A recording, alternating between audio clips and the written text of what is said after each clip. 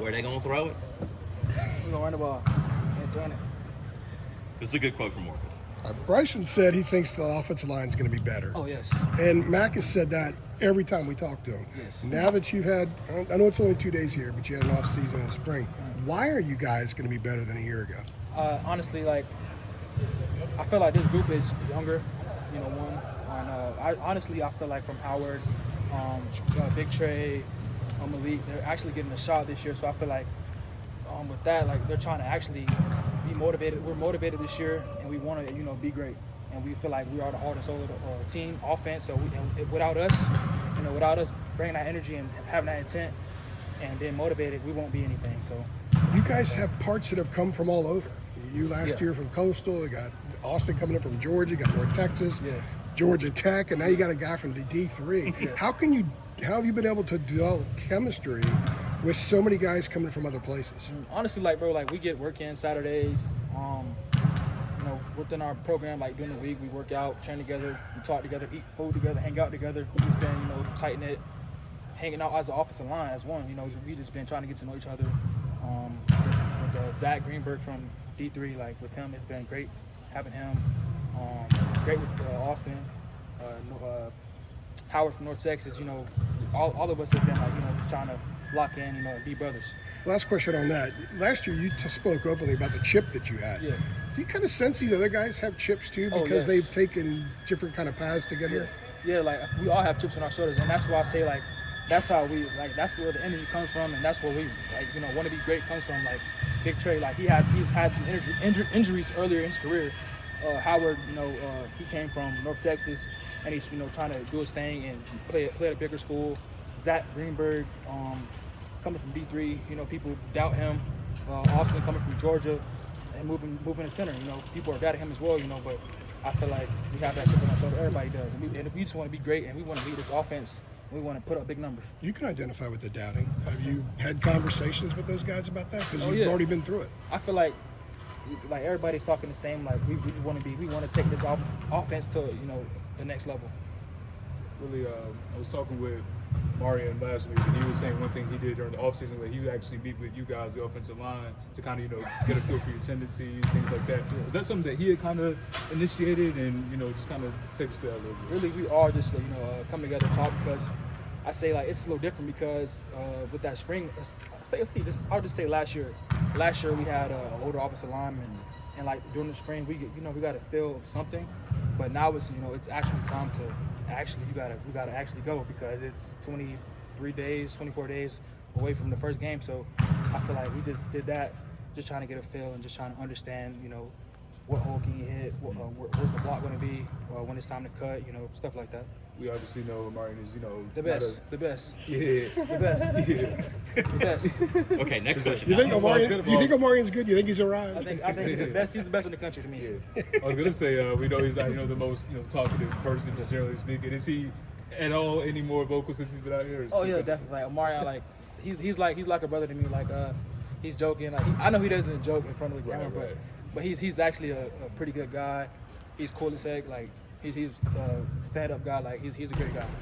I talked some with Power about this, and saw a little bit of it at ACC kickoff, but he's kind of got a humor to him. How would you describe his Power? sense of humor? Sorry, Omarion. Omarion, I'll say he's he'll say something and he'll just be quiet for the rest of the time. He's that type of guy. He'll just get a joke off and then won't say anything else. Just drop it in here and there. Yeah. Quit while he's ahead. Does it feel weird being the old guy? It's only your second year here and you're one of the most experienced kids out there. Honestly, man, it's crazy. It just feels full circle because my freshman year I had fifth-year seniors, sixth-year seniors, help me out. So I feel like an old head. I let them talk junk to me, say I'm the old guy on the O-line. I take it, but it's really just coming full circle because I'm just trying to give knowledge to those younger guys it was gave to me. Willie, what can be the strengths of this offense, this particular one? It's obviously a different group than last year and the years before, but what can this group, do you think, do to succeed? Bigger, faster, stronger. Bigger at tackle, bigger at guard, bigger at center. I won't say as much experience as those other guys have, but I feel like we have that fight. And how about as the offense as a whole? How can you play your strengths this particular offense? Mac was saying the other day, we had to play to our strengths. Honestly, I say running the ball. We have the best in the nation running back. And we have really strong receivers outside. We have J.J. Jones, Nate McCullum in the slot. We have and then we have freshmen, Alex, and we have Jay Shipp. And I feel like as we just go along, trying to get better day by day, I feel like it'll show more of our strengths. What's it been like having Corey Gaynor helping out as long? It's been awesome. Like, I really didn't expect to see him. I was like, when I saw him and I walked up into the cafeteria, I was like, what? Like, he's back. Like, he's coaching now. I was excited. I'm really happy to have him back. Like, last year it was amazing. Having my fourth year with him. Like, I remember I used to watch Corey Gaynor in Miami play Miami when I was back in high school. So Remember you saying that? It's crazy. So it's crazy coming full circle again. But I'm just glad to have him here. You played center in the bowl game. Were there any discussions of you maybe being the center this year, or was it kind of always the plan to move back to that? Really, wherever I can help the team, wherever I can, be the best for me, or not the best for me, but I can be the best. If I can play my best and help the team win, I'm for it. I don't like wherever. I'll play tackle. I know I'm short, but I'll make it do what it do. But wherever I can fit in and help the team out, that's what I want to do. Guard, center, tackle, whatever. Whatever. I was watching you yesterday in a couple of reps, and I think one time with Javar, you got under his pads, and he was helpless at that point. You just kind of turned him out. Because you're shorter than a lot of guys in the line, that's an advantage for you as far as getting up under the pads. Do you sense frustration sometimes when you're repeatedly able to get up under a guy and sort of straighten him up a little bit? Oh, frustration for me or them? No, frustration for them that you can sense because once you get under their pads, you've got them. Sometimes I say, like, it really depends. Like, the run game, that's when it really gets, like, that's when I can really sense some frustration from those guys. Yeah. But, like, I say with Ritzy, like, it's like they have to get used to it because it's like I go against them every day, so it's like it happens. But they get the best of me sometimes. He seemed almost helpless on that play. When you've got him, though, because a lot of other guys have to get a little bit lower than to get up. You're already there. Yeah. But I say that's an advantage for you. Yeah, it is definitely. And I feel like with my arm length, and I've been practicing my technique. I've been trying to work some new stuff, and that where I can be at advantage. Whether it's me short setting, jump setting, changing my angle on the set, stuff like that. I've just been trying to work and use my size and my arm length to an advantage. Have you always seen your size as an advantage in that way, or did you kind of have to reshape your mindset around that? Honestly, yes, I have seen it as an advantage because I wrestle. So I'm already really used to being in a good position. And I feel like football, especially offensive line, is based on angle. So if I can get a good angle and I can establish the angle and I can run that angle and I can, be forceful, I can win every time.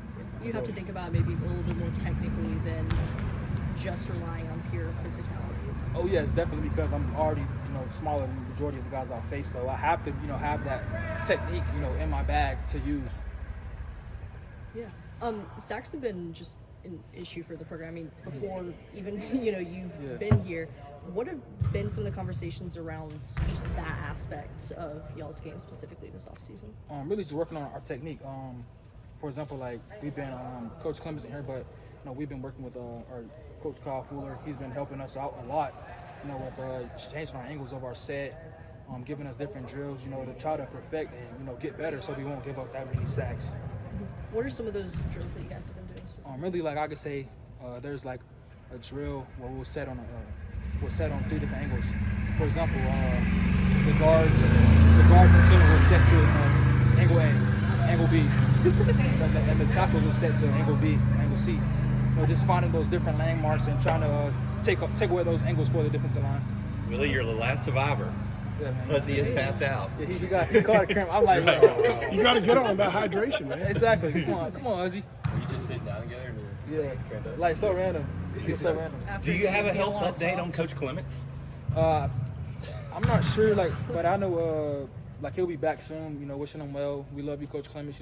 We miss you out here. I'm not sure, what's going on, but I hope he'll be good. He'll be good. Wanted to ask also, you just talked some in the spring about, you really want to be a more vocal leader. You're one of the, old heads now.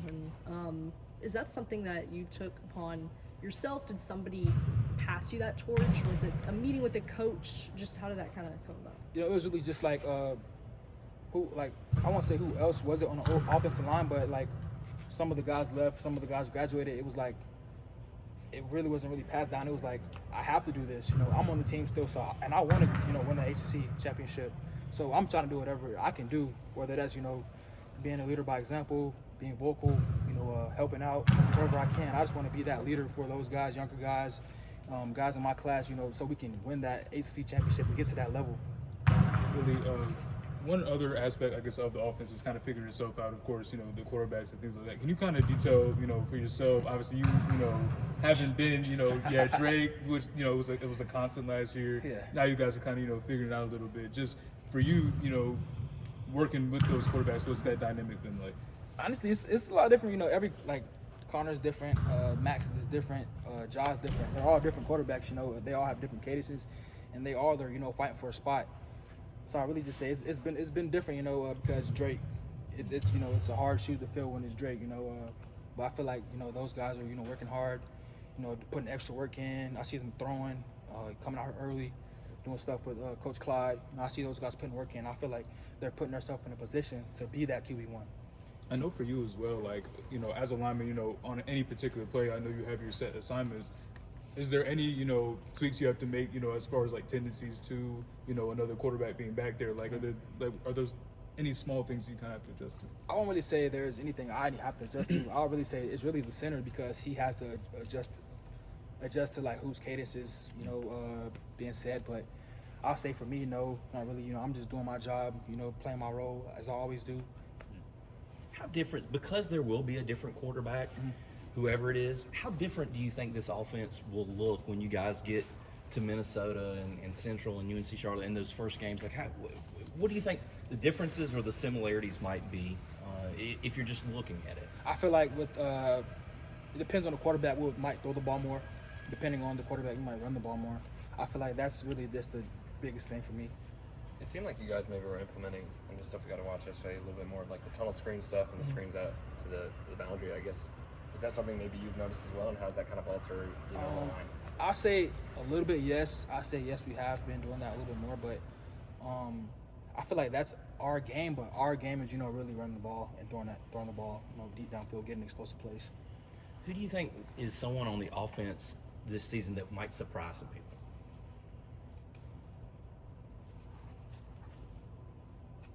I really could say a lot of people, but in my honest opinion, I don't know. Y'all put me on the spot. Sorry about that. I thought it'd be an easy question for you. Because there's a lot of guys, like we have freshmen like Alex and Jay Ship have really impressed me. Like, Yeah. I haven't really seen any freshmen that, you know, can come in and, you know, actually might be a starter. They look good in the spring. They really look good. Yeah. And I feel like those two guys are going to be, you know, first-round draft picks coming in the next few years. Jordan looks the part. Yes. He looks it big time. Yeah, it's like I've been in college for 5 years now. But, you know, like I haven't really seen any freshman receivers. Or I've only seen one. Now, I've only seen one freshman receiver come in and, you know, do something. But those guys are really special. Do they have the right kind of attitudes to do something too? Because part of that position is attitude. And Yeah. some young guys come in, they've got to feel their way a little bit. It looks Yeah. to me like the two of them kind of stepped in here and said, I'm ready to roll. Facts, yeah. Honestly, like they work, like they put work in. Like those guys work. Like I come in on the weekend, they're putting in extra work. I'm like, as freshmen, like that's something that you rarely see, and that's something that I rarely seen, and I've seen that from them, and I'm impressed. You mentioned the like one other, you know, wideout that was able to come and make that mark. Who is that? Jared Brown from when I was at Coastal, back in my Coastal days. He's now at South Carolina. Did you play with Isaiah Likely? Yeah, he's a beast. He's great. Are there similarities in terms of professional outlook with how Baltimore uses Likely and how maybe Nesbitt can maybe put it at the next level with that, you know, being able to play in the slot and kind of be more of like a fringe receiver tight end? Oh, definitely. I can see the similarities between him, Isaiah Likely, and Bryson. Like they're acrobatic. He can is a mismatch on, you know, a safety, linebacker, cornerback. Sometimes they can both be mismatches, and I say like put him out outside, send him across the field, send him on a post. He'll come down with it. Do you talk to Grayson McCall much? I was going to say. Yeah. I mean, when he said likely, I said, why? You know, That's like a throwback. you know, I mean, it just got me thinking. Sometimes, you know, he's still my guy. I know he's you know, across the way, you know. Sure. He's in the neighborhood now. He's Yeah. in the neighborhood for sure. You know, he's still my friend. You know, he's still a great friend of mine, and you know, I wish him the best of luck this season. Did you Look have- at us now, right? Yeah. Yeah. Did you It's a like lot of maybe guys shoot him a who comes. message? You know, when he went over to. Yeah, I over there? did. Yeah. Okay. Told him congratulations. Willie, I know you guys aren't Last one here. in pads or anything like that, but how different is it going against that defense now? Obviously, I don't know in the spring that Jeff Collins was around, but just kind of how different is that defense from your event? Oh, I've definitely made more aggressive, like way more aggressive than we were last year, and I feel like that's what we need. We need to be more aggressive because why just sit back and wait when we can just go get them? So it's like I'm liking Coach Collins and what he's doing and helping us and how he brought the aggression out of our defense. That's what we need to win games. All right. Thank you so Great much. stuff, Willie. Willie.